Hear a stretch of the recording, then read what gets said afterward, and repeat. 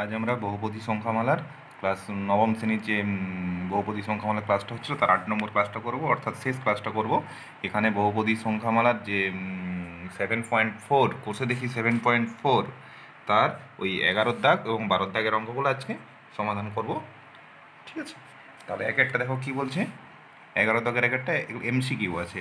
বলছে x³ + 6x² + 4x plus কে বহুপদী সংখ্যামালাটি x+2 দ্বারা বিভাজ্য হলে কে এর মান কত।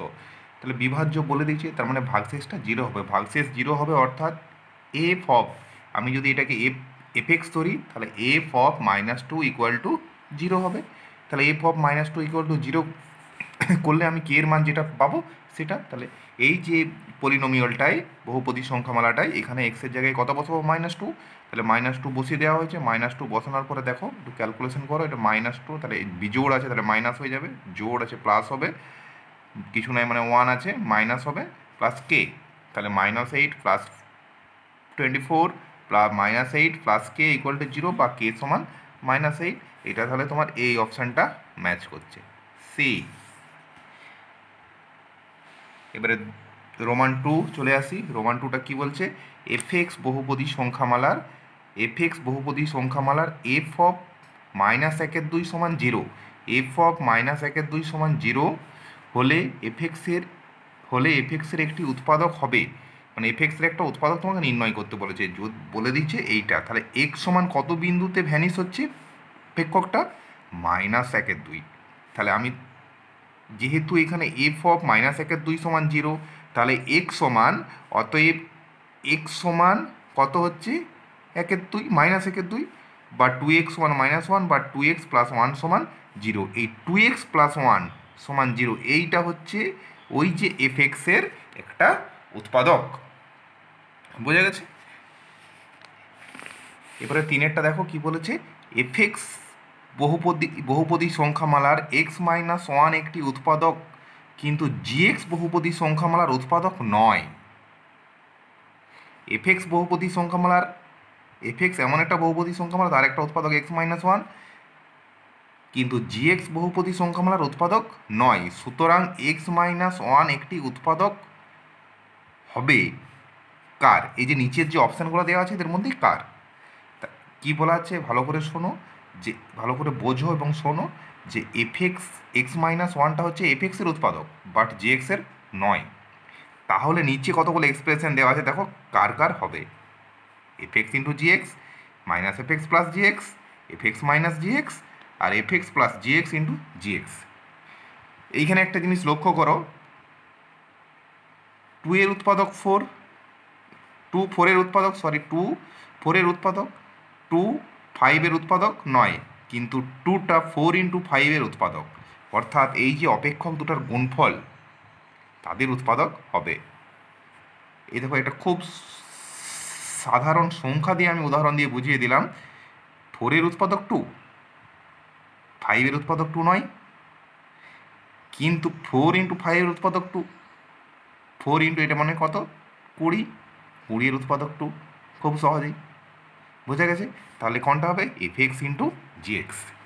এরপরে 4এরটা চলে আসে। 4এরটা কী বলছে দেখো, x⁴n + 1 বহুপদী সংখ্যামালার x⁴n + 1 বহুপদী সংখ্যামালার x + 1 একটি উৎপাদক হবে যখন কি হবে? কখন উৎপাদক হবে? যখন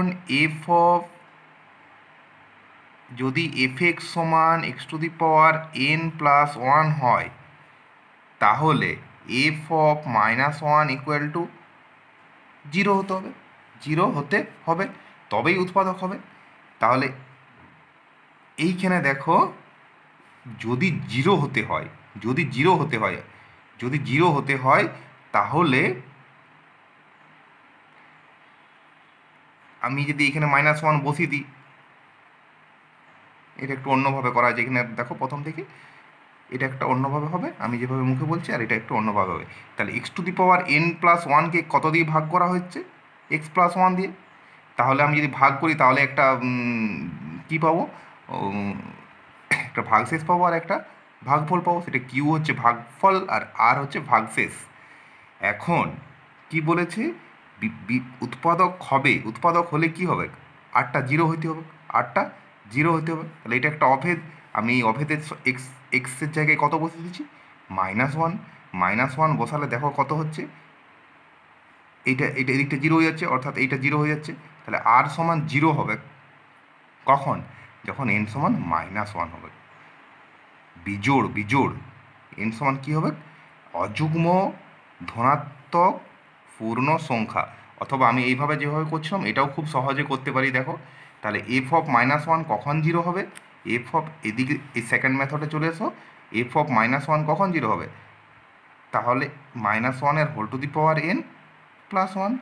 তাহলে এইটা এই চিহ্নটাকে আমাকে মাইনাস কখন হবে, যখন n বিজোড় হলে, n বিজোড় হলে আমি এই চিহ্নটা মাইনাস পাবো। তাহলে আমার তখন এটা কেটে যাচ্ছে, জিরো হচ্ছে। বোঝা গেছে? এটা এইভাবে করতে পারো, আবার এইভাবেও করতে পারো। এরপর আমি 5-এরটায় চলে আসি। 5-এরটা দেখো, এখানে বইয়ে তোমাদের কি বলেছে, বইয়েও আছে a into n⁴ plus b into n³ plus c n² plus dn plus e বহুপদী সংখ্যামালার n² - 1 উৎপাদক বলে দিয়েছে, উৎপাদক যদি হয় তাহলে নিচের যে চারটা ABCD এর মধ্যে রিলেশন বা সম্পর্ক আছে সেই সম্পর্কটা কোনটা হবে। উৎপাদক হলে তাহলে আমি এই যে বহুপদী সংখ্যামালাটা এখানে চলরাশি n x9, তাই একটু দেখতে তোমাদের কেমন লাগবে, হয়তো লাগার কিছু নাই, n। তাহলে এই সংখ্যামালাটাকে যদি n² - 1 দিয়ে ভাগ করি তাহলে একটা ভাগফল পাবো q, ভাগশেষ পাবো আর, কিন্তু এখানে বলে দিচ্ছে বিভাজ্য, তার মানে এইটা আটটা জিরো চলে গেল একই রকম। তাহলে যে n² - 1 উৎপাদক, তাই আর সমান কত, জিরো। তাহলে আর সমান যদি জিরো হয় তাহলে এই যে এটা একটা অভেদ, তাহলে বাকি যে জায়গাটা পড়ে থাকলো এটা কি, এটা একটা অভেদ। এই অভেদটায় আমি যে এনের যে কোনো বাস্তব মান বসাতে পারি। তাহলে একটা বাস্তব মান বসালাম, সেটা হচ্ছে -1। তাহলে -1 বসালে কি হচ্ছে দেখো, এটা প্লাস হবে, এটা মাইনাস হবে, এটা প্লাস হবে, এটা মাইনাস হবে। তাহলে a - b plus c - d, বিজোড় থাকলে মাইনাস, আর জোড় থাকলে প্লাস, প্লাস ই। আর এইখানে n² মানে কত দেখো, -1 হোল টু স্কোয়ার সমান কত, 1 - 1। তার মানে এটা কেটে যাচ্ছে, জিরো। আর সমান জিরো হতে হবে যেহেতু বিভাজ্য, তাহলে আমার এইটা সমানও জিরো হতে হবে। তাহলে এইটা সমান যদি জিরো হতে হয়, a plus C plus E minus B plus B minus B দিয়ে ব্র্যাকেটের মধ্যে বি প্লাস ডি, এটা যদি জিরো হতে হয় তাহলে কী হতে হবে, a প্লাস সি প্লাস ই সমান বি প্লাস ডি, অর্থাৎ এ নম্বর অপশানটা। যা অপশান দেখে তোমাকে একটু আইডিয়া করে নিতে হবে।